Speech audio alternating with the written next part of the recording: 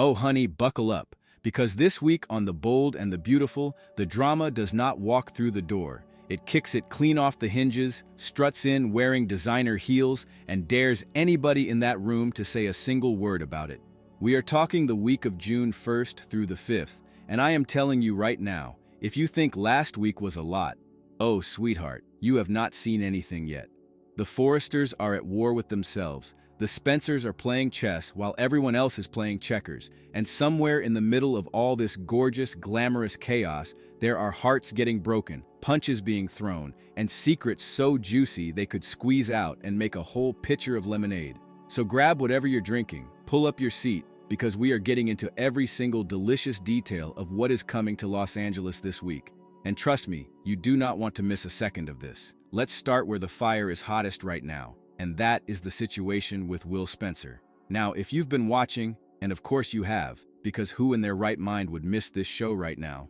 You already know that Will Spencer, played by the absolutely magnetic Crew Morrow, threw a punch at R.J. Forrester at Bikini Bar. Not a little shove, not an aggressive pointing of the finger, a real, actual, knuckles-to-ribs punch that left R.J. bent over, gasping, with a possibly bruised rib and a whole lot of wounded pride to go with it. And what did Will do after landing that punch? He walked out, coolly, calmly, like he had just made a perfectly reasonable point and had absolutely nothing more to say on the matter. The audacity, the sheer nerve. I live for it, honestly, even though RJ definitely did not deserve to be physically assaulted, at least not in the traditional sense. But here's the thing about that punch, and here is where this story gets so much more layered and complicated and wonderful than a simple bad boy hits good boy story. Will did not throw that punch out of nowhere. There is a girl involved. Of course there is a girl involved. This is The Bold and the Beautiful. There is always a girl involved. Her name is Electra Forrester, played by the stunning Linnea Grace, and she is the sun that both of these boys are desperately trying to orbit right now. Will has been with Electra. He loves Electra. And RJ, sweet, artistic, seemingly gentle RJ Forrester, has been getting a little too close to her. A little too involved in her personal life, a little too something for Will's taste, and honestly, for any reasonable person's taste if we're being fair about it. Now RJ is going to stand there and swear on everything holy that he was not making a move on Electra. And you know what? In a narrow, technical, letter of the law kind of way, he might even be telling the truth. He wasn't sliding into her DMs with heart emojis. He wasn't showing up at her door with roses and a violin player. But what he was doing, and what Will clearly saw clear as day, was inserting himself into the complications and sensitivities of Electra's personal life in a way that he absolutely had no business doing. Messing with the dynamics, stirring the emotional pot, call it whatever you want to call it, but Will Spencer called it a threat, and he responded the way his Spencer blood apparently told him to respond, with his fist. So now the question that everyone in the Forrester family inner circle is wrestling with this week is simple and complicated all at once. What do you do with Will Spencer? Because this did not happen in a conference room during a budget meeting. This was not an office altercation you can sweep under a very expensive Forrester Creations carpet. This was a physical attack on R.J. Forrester, the son of Ridge Forrester himself, the man who basically is Forrester Creations in every way that actually matters emotionally. And R.J. is not staying quiet about it. Oh no, RJ is loud, RJ is vocal, RJ wants consequences. Specifically, RJ wants Will Spencer fired. And here is where the nepotism conversation comes roaring back to life like it never left, because it never really did. RJ is marching up to Ridge and to Steffi, his father and his sister, both of whom have real, serious, legitimate authority at Forrester Creations, and demanding that they do something about this. Fire Will. Get him out. Remove the threat. And look, I understand RJ's pain. The man got punched, his ribs hurt, his dignity is bruised even worse than his body. But here is the part that makes this so fascinating from a storytelling perspective. RJ is not entirely innocent in this situation, and deep down, on some level, he knows it. Ridge Forrester already knew something was up. Steffi already knew. These are not people who miss things, especially not Ridge, who has been navigating the storm of his family's feelings and the business of his family's company for decades now. Both of them had already warned these two young men to get their act together, to leave the personal drama at the door, to behave like professionals when they were working in the same building. And now here they are, dealing with the fallout of exactly the kind of explosion they warned everyone was coming. The punch happened off company property, yes, but the cause of it, the root of it, the simmering jealousy and territorial behavior that built up until it finally overflowed, that was very much a Forrester Creations problem. Now the spoilers are telling us that Ridge and Steffi are not going to fire Will Spencer, and honestly, I think that is the right call, even if it is going to make RJ absolutely furious. Because firing Will Spencer right now, in this moment, in this context, it sends a message. It says that at Forrester Creations, if you are the boss's son, if you have the right last name, if you are blood of the blood, then you are protected. And we already know that Will Spencer carries a chip on his shoulder the size of a building when it comes to how the Spencers are treated versus how the Forresters are treated in these corridors of power. Fire him now, and you don't just lose an employee, you create an enemy. You hand Will Spencer a grievance so valid, so clean, so easy to point to that he becomes a genuine problem. Not just a young man with a short temper, but a young man with a righteous cause. So instead, look for Ridge and Steffi to do something that might actually be worse, depending on how you look at it. A demotion, a formal reprimand, some kind of punishment that keeps Will in the building, but makes it crystal clear that this behavior is not acceptable and will not be tolerated. And yes, that will sting. That will absolutely sting Will's pride in ways that a firing almost wouldn't, because a demotion is humiliating in a different way. It says you're not gone, you're just lesser. You're still here, but you've been put in your place. For someone like Will Spencer, who is already constantly comparing himself to the Forrester legacy and feeling like he never quite measures up, that kind of public humiliation within the walls of the company he works in might be more painful than walking out the door would have been. And RJ, you ask? What about RJ? Well, RJ is not going to be happy. RJ wanted blood, professionally speaking, and he is not going to get it. He is going to feel like the system protected Will because Will has the right allies, because Steffi has reasons to want to keep things quiet, because the Spencers and Forresters are playing this complicated, intertwined game that regular people in regular jobs would never have to navigate. And that resentment, that feeling of being failed by the very people who are supposed to have his back, that is going to fester, that is going to grow, and that is going to cause problems down the line. You can absolutely count on it. But let's leave the bruised ribs and the boardroom politics for just a moment because, honey, there is so much more happening this week, and I have not even gotten to the part that has me truly, genuinely squealing. Let's talk about Wyatt Spencer. Wyatt Spencer is back in Los Angeles, ladies and gentlemen, and if you thought Bill Spencer had already done enough damage in his crusade to stick it to Ridge Forrester, you were so beautifully, magnificently wrong. Because Bill doesn't do things halfway. Bill Spencer does not wake up in the morning and think, how can I mildly inconvenience my enemies today? Bill Spencer wakes up, stretches his massively wealthy arms, and asks himself one very focused question. How can I hit them where it truly, deeply hurts?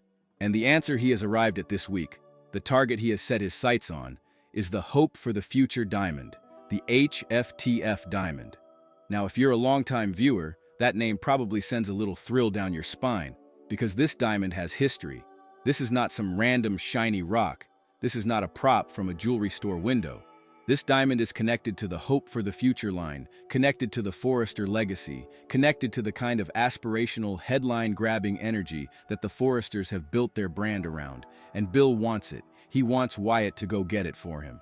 Now, Wyatt's reaction when he hears this plan is absolutely perfect, because Wyatt, who has been around long enough to know that his father's plans are always simultaneously brilliant and terrifying, laughs. He actually laughs. Not a happy laugh. Not a, wow, Dad, what a great idea laugh. A laugh that says, are you serious right now, mixed with, why does this feel like it's going to be a disaster, mixed with, and yet, here I am, because you summoned me and I showed up, so I must be at least a little bit on board. Wyatt's laugh is a whole emotional journey contained in about 3 seconds. Because here's the thing about this diamond mission. The conditions that make it even theoretically possible have apparently aligned in a very specific way. Eric Forrester is out of the picture, and Hope Logan Spencer, played beautifully by Annika Noel, is apparently on board with this in some fashion.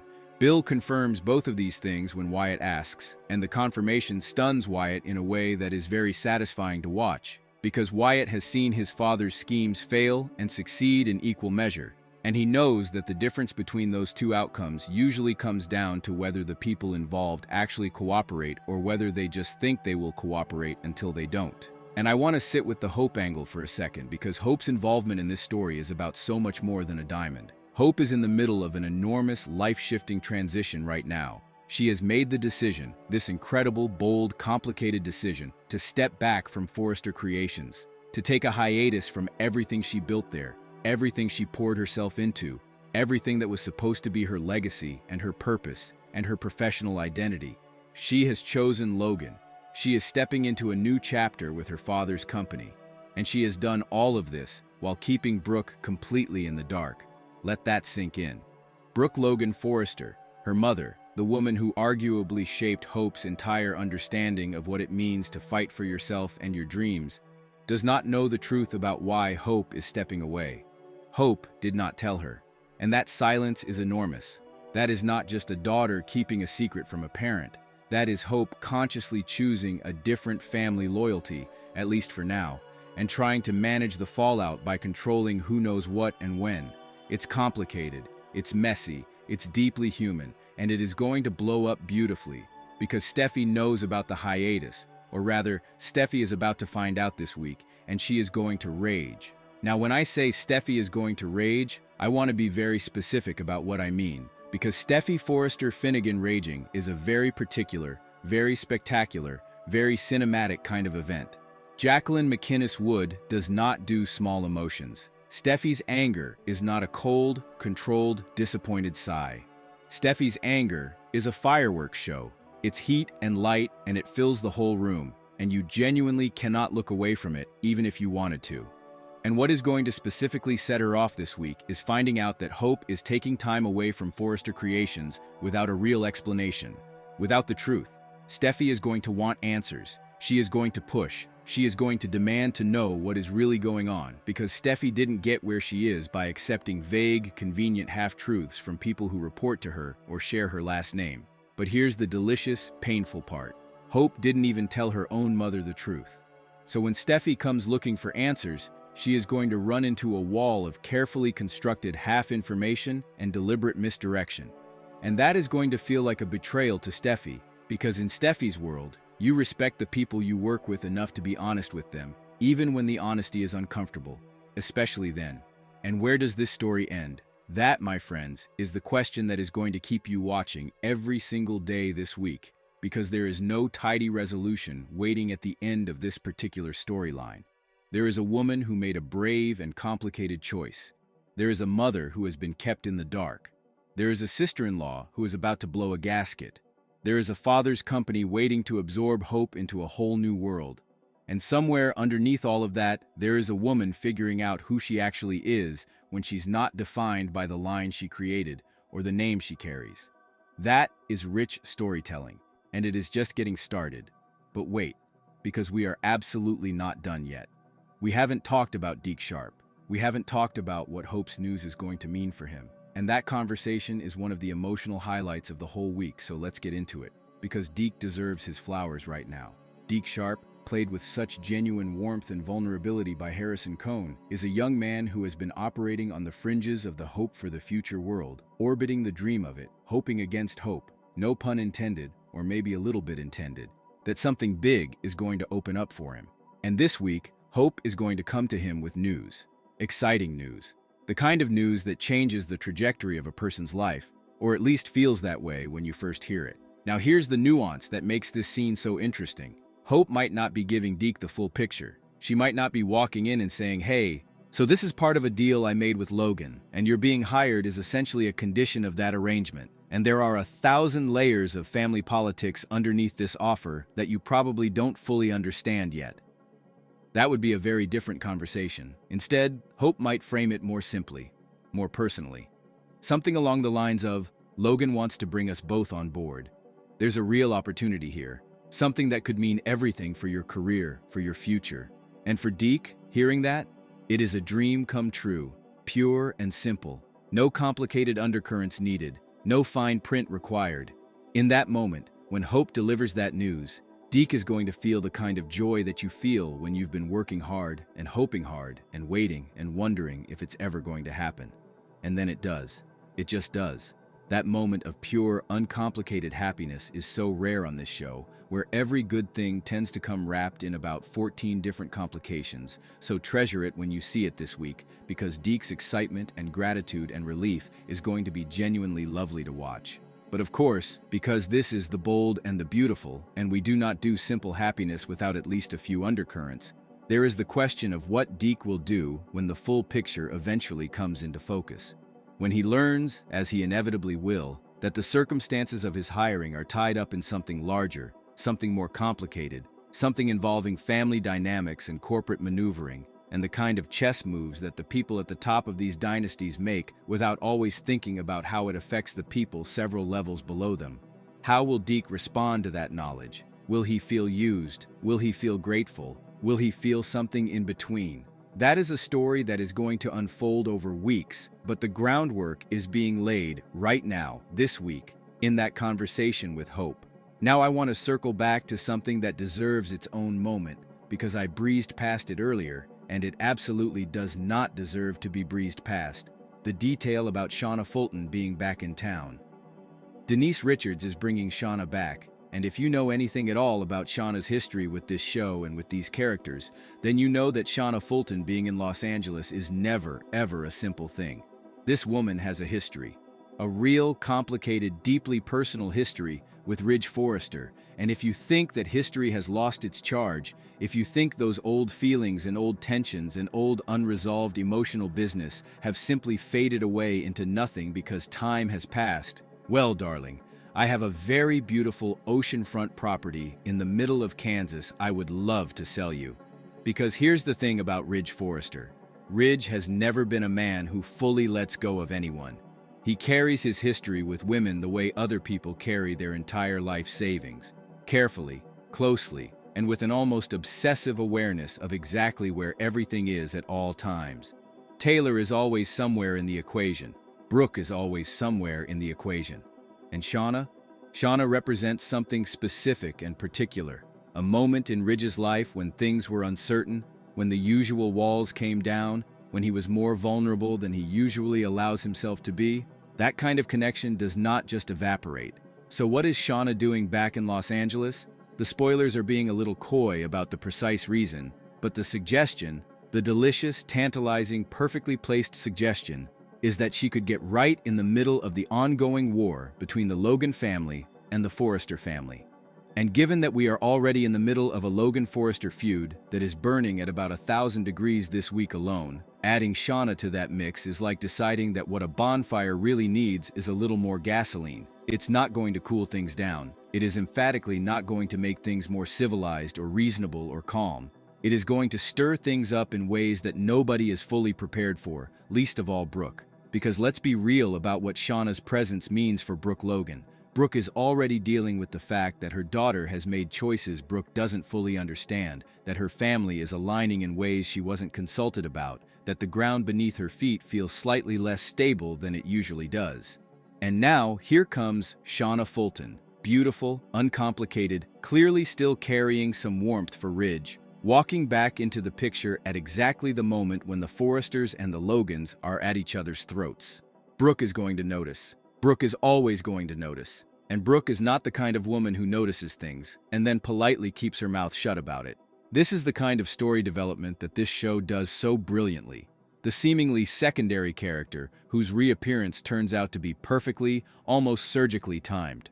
Shauna isn't just a piece of nostalgia. She isn't just a callback to earlier seasons. She is a living, breathing complication that has the potential to shift the dynamics of the main story in ways that nobody in the main cast can predict. And that unpredictability is exactly what keeps The Bold and the Beautiful so watchable, so alive, so genuinely compelling week after week. Let's also take a moment to appreciate what this week is doing structurally in terms of the bigger picture, because when you step back and look at the full canvas of what's being laid out in the June 1st to 5th episodes, what you see is a show that is very deliberately tightening its narrative threads, pulling everything together, bringing all the simmering conflicts to a boil at roughly the same time so that the explosions have maximum impact. You've got the Will and RJ situation demanding resolution. You've got Hope's secret threatening to come out on multiple fronts. You've got the Diamond mission launching with all the unpredictability that implies. You've got Deke stepping into a new chapter. You've got Shauna potentially throwing a wrench into the Logan-Forrester war. That is not a show coasting. That is a show operating with real intention and real momentum. And I think what makes this particular stretch of storytelling so satisfying, what makes me want to talk about it at length and in depth and with this level of genuine enthusiasm, is the way every single one of these storylines is about more than the obvious surface drama. Yes, Will punched RJ and there will be professional consequences. But what this story is really about is legacy and nepotism, and what it costs a young man to work in a place where someone else's last name will always matter more than his accomplishments. Yes, Steffi is going to rage about Hope's hiatus. But what this story is really about is what happens when loyalty to one family requires you to be dishonest with another, and whether that bargain is ever actually worth it. Yes, the Diamond mission is exciting and scheming and very Bill Spencer in its bold audacity. But what this story is really about is how far men like Bill will go to prove their dominance, and what the ripple effects of those power moves are for everyone caught in their wake. That is the magic of The Bold and the Beautiful at its best. It gives you the fireworks and the face-offs and the confrontations and the revelations. And it also, if you're watching closely enough, if you care about these characters enough, gives you something underneath all of that. Something real, something that resonates, something that makes you think about families and loyalty and ambition and love and all the impossible ways those things tangle up with each other. Now I want to go back to Will for one more moment, because I feel like we've only scratched the surface of what this character is becoming and what this week is going to mean for his arc going forward. Because Will Spencer is at an interesting crossroads right now. He is young, he is passionate, he has his father's fire and his mother's stubbornness and a pride that is sometimes his greatest asset and sometimes his greatest liability. The punch he threw at RJ was, let's be honest, stupid. Even if RJ was being provocative, even if Will had legitimate grievances, even if on some level RJ had this coming for all the emotional meddling he's been doing. You do not punch people. Not as a grown adult. Not in professional circles. Not when you are trying to establish yourself as someone who deserves to be taken seriously in an industry where reputation is everything. But the punishment he is going to receive, the demotion, the public professional humiliation, is going to do something to Will Spencer that I think is going to be fascinating to watch. It's going to either break him or forge him. Either he is going to crumble under the weight of it, let the bitterness consume him, become the villain that some people already think he's edging toward, or he is going to take this hit, absorb it, process it, and come back with a clarity and a determination that makes him genuinely formidable. And the direction that the writers choose to take him in is going to say a lot about what kind of story they want to tell with this character. The nepotism angle alone could sustain months of rich storytelling. Because Will has a point. He absolutely has a point. Forrester Creations is run by Forresters for Forresters, and the Spencers who work there do so at the pleasure of people who will always, ultimately, put their own family first. Ridge will protect Ridge's children. Steffi will protect Steffi's brother. That is how it works. That is how it has always worked. And for Will, who brought his full effort and his real talent and his genuine investment to this job, being demoted while the man who provoked him in the first place gets to walk away with nothing but a bruised rib and a sympathetic audience. That is a specific kind of painful. That is the pain of being told, in very clear terms, that in this house, you will never be one of us. And that pain has consequences, not just personal ones, professional ones, relational ones. Because a Will Spencer who has been publicly diminished and privately furious is a Will Spencer who is going to make decisions that have ripple effects throughout the company, throughout his relationship with Elektra, throughout the whole complicated web of connection and conflict that holds this world together. So pay attention to how Will behaves in the wake of this punishment, because the choices he makes in that moment are going to define who he becomes for a long time. Now let's get back to Wyatt, because I want to give him a proper moment too. Wyatt Spencer's return is not just a fun, nostalgic moment for longtime fans, though it absolutely is that, and Darren Brooks sliding back into the role like no time has passed is genuinely warm and delightful and everything good. But beyond the personal pleasure of seeing him back, Wyatt's return is functionally important in a very specific way. Bill Spencer needed someone he could trust completely, someone who would not flinch from the task, Someone with both the emotional connection to the family's ambitions and the practical capability to actually get the job done. And that person, in Bill's mind, is always and will always be Wyatt. The fact that Bill is going after the hope for the future diamond is a power move so layered it's almost beautiful. It's not just about the diamond, it's about what the diamond represents. The Forrester brand, the Forrester legacy, the hope for the future line that has been one of the most meaningful professional and personal expressions of multiple characters on this show. To take that diamond is to take something genuinely precious, and Bill knows that. That is precisely why he wants it. That is precisely why this is the weapon he has chosen in his ongoing campaign to assert dominance over Ridge and everything Ridge holds dear. And Liam is in on this. Liam knows. Liam, who has spent a good portion of his time on this show trying to be the more reasonable, more empathetic, more emotionally evolved Spencer, is standing in that room nodding along to his father's schemes, and the fact that he is happy about Hope's decision and happy about her telling Brooke and invested in the secrecy of all of it. It tells you something about where Liam's head is right now. Liam has chosen a side, and the side he has chosen is very clearly not the Forresters. What does that mean for Liam and Hope's future? That is a longer conversation, but the seeds are being planted right now, this week, in these early June episodes. And if you are paying attention, and you are, because you are clearly someone who watches this show with real investment and real care, you can see exactly where the ground is shifting underneath all of these characters' feet. I want to end this conversation by zooming out and asking the biggest question of all, the question that honestly, if we're being real with each other, is the question that sits at the heart of everything happening this week on The Bold and the Beautiful. What happens when the truth comes out? Because it always does. On this show, secrets do not stay buried. They grow, they breathe, they find cracks in the foundation, and they push through, because truth on a soap opera is like a flower in the sidewalk. It will not be contained no matter how much concrete you pour on top of it. Hope's truth is going to come out. The real reason for the hiatus, the deal with Logan, the way she let Brooke believe something that wasn't quite the whole picture. And when it does come out, when Brooke looks at her daughter and realizes how much was kept from her, when Steffi realizes the full scope of what Hope has been doing and why, the fallout is going to be spectacular in that terrible, gorgeous, can't-look-away way that only the bold and the beautiful can pull off. And the Diamond Mission. Oh, the Diamond Mission. Wyatt is going to try to get this diamond for Bill, and it is not going to go smoothly. It cannot go smoothly, because nothing in this world ever goes smoothly when Bill Spencer is the one pulling the strings from behind a desk while his son goes out into the field to do the actual risky work.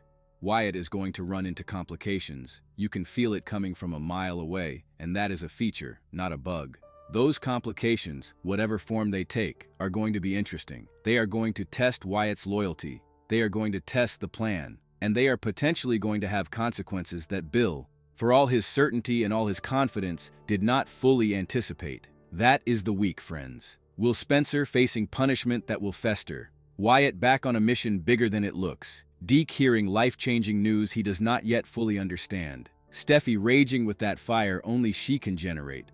Hope carrying secrets getting heavier by the day. Shauna walking back into a war she is perfectly positioned to make so much worse. Do not miss a single episode. This is The Bold and the Beautiful at full power, and honey, we are here for every unmissable second.